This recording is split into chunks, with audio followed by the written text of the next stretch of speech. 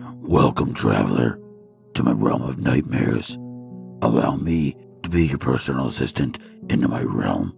Come in, take a seat, get comfortable, for when you step into my realm, there's no stepping out.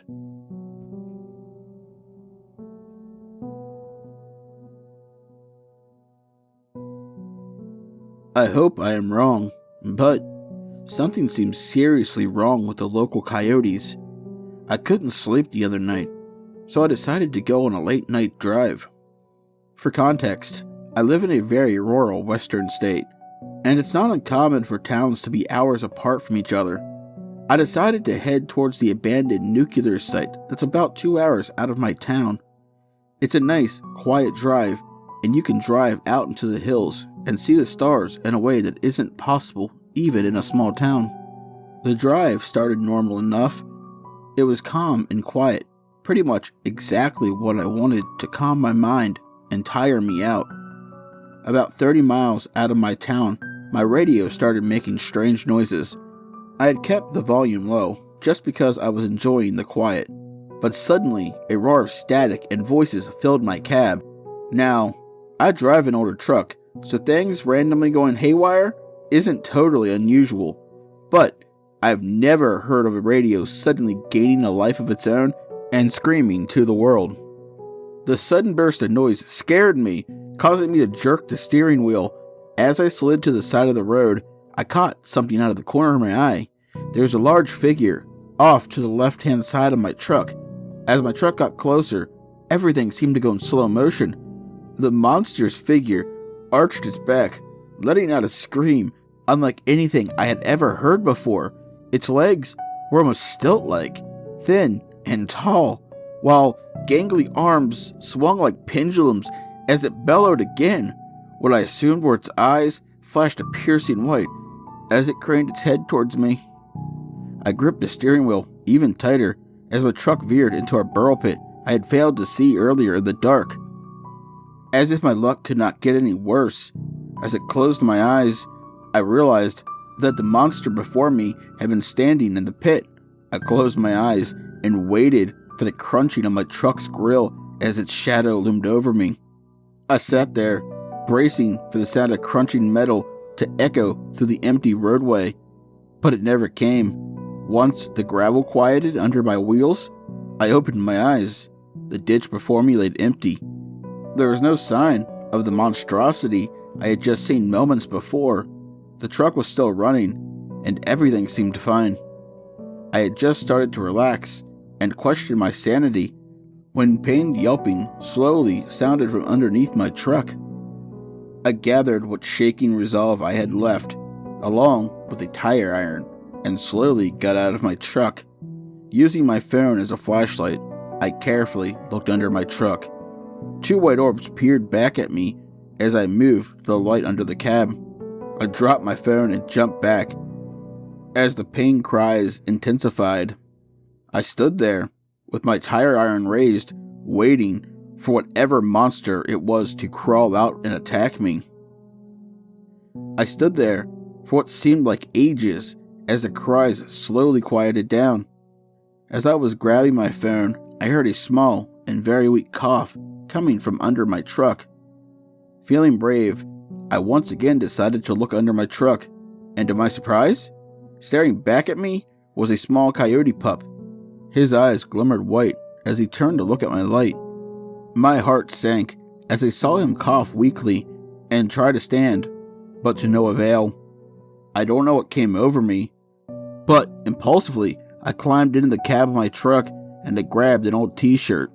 From the floor bed, without hesitation, I found myself crawling under the truck and through the sagebrush and gravel to save a tiny coyote who just minutes earlier managed to scare the ever-living shit out of me. The tiny creature stared at me, half terrified as I reached for him. He let out one last ear-piercing shriek as I set the shirt on him and pulled him out, but his body fell limp in my arms. Terrified that it broke his back, I quickly searched for the nearest wildlife vet on my phone. I sat the coyote on the floor of my cab as I looked at the options. There was a vet about 2 hours that specialized in wildlife care, but With a little more searching, I realized there was a vet even closer. The search said it would be 4 hours away taking the main roads, but having grown up in this area, I knew there was a shortcut through the old nuclear site. The road had long been abandoned, but they were drivable, especially in an old 4-wheel drive. I looked down at the coyote as I climbed back into the driver's seat, and for a split second, I wondered if this really was what I saw on the road. As another weak cough escaped its lips, I threw the truck in drive without a second's thought. As the truck climbed out of the burrow pit, I noticed hundreds of white eyes watching us. Every time the truck moved and the light of the headlights shifted, it was as though new eyes just appeared. I never knew coyotes to be true pack animals, but I guess caring for the wounded is a cross-species experience.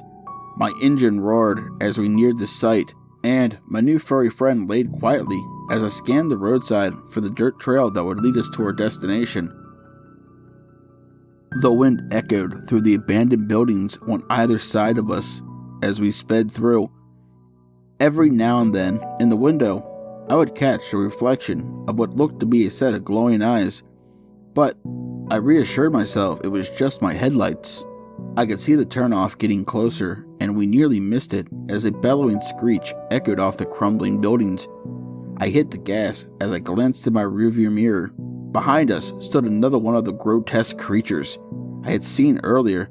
A spindly arm reached out and grabbed the tailgate of my truck, ripping it off its hinges. I took the turn far too fast, and the tiny coyote and I went bumbling through the brush and the rocks off the trail. Fearing the creature was still behind us, I did my best to correct our course and to get us back to the dirt road. But in the chaos, I managed to lose all sense of direction.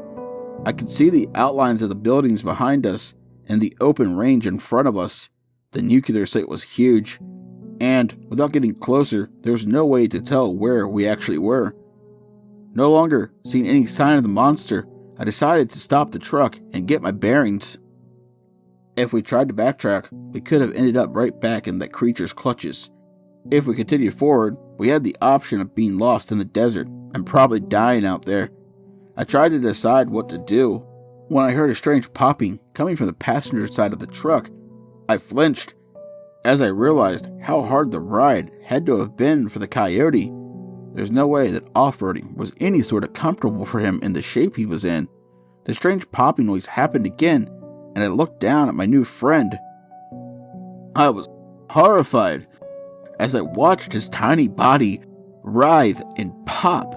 The joints that were once limp seemed to snap into place, and it looked as though they were elongated.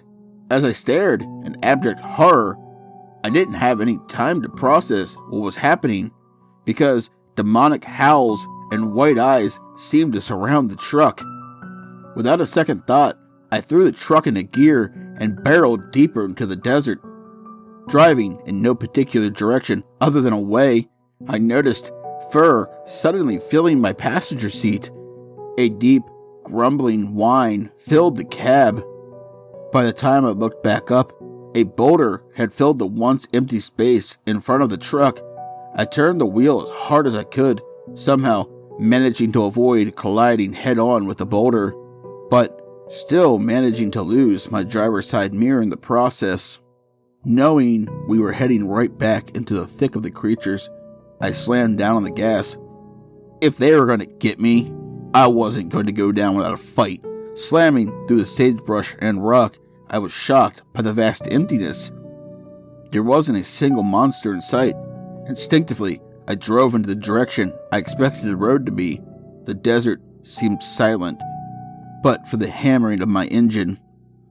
By the time my tires hit the ruts of the dirt road, I had almost forgotten about the coyote riding with me.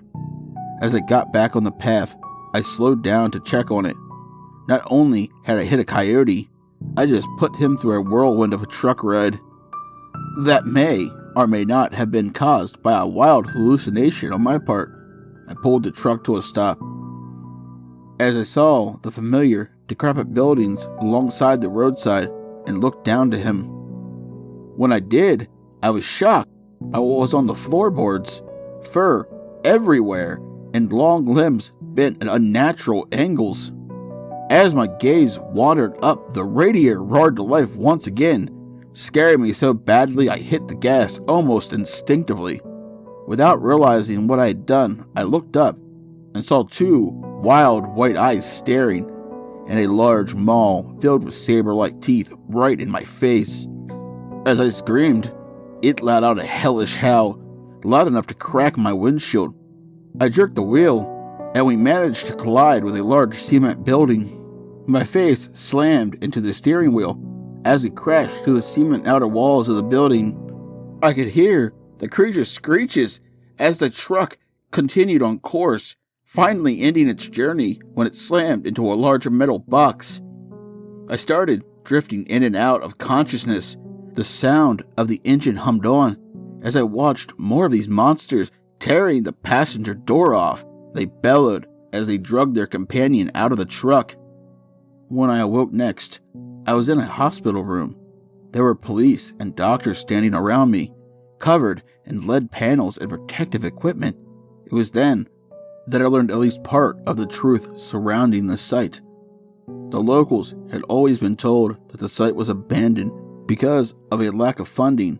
According to the officer who was questioning me, that wasn't all true.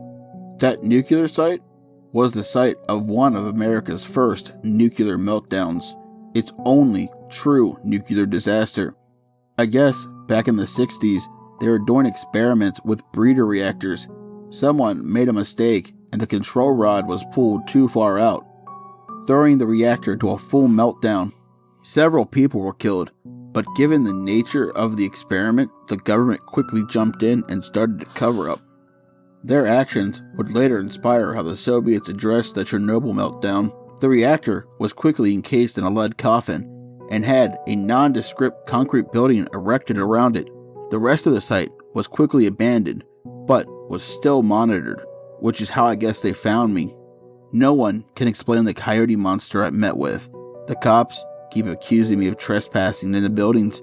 They say I have radiation poisoning, and that caused wild hallucinations. But I know I didn't have contact with any of the buildings until I faced with that creature in my truck. I managed to damage the lead coffin, exposing myself to radiation levels our hospital has never seen before. I'm so tired, but I felt like I had to write this down. It wouldn't shock me if this post disappears after I die, or the government decides to cover it up, but I couldn't leave what happened to me unsaid. Don't trust coyotes, and never go near anything that the government has abandoned.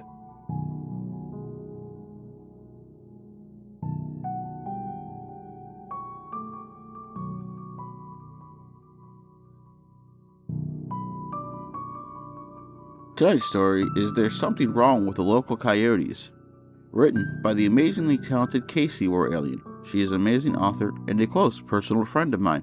Check out her links down below. Also, don't forget to like, comment, share, and subscribe, and ring that bell for all future content. And remember, travelers, once you step into my realm, there is no stepping out.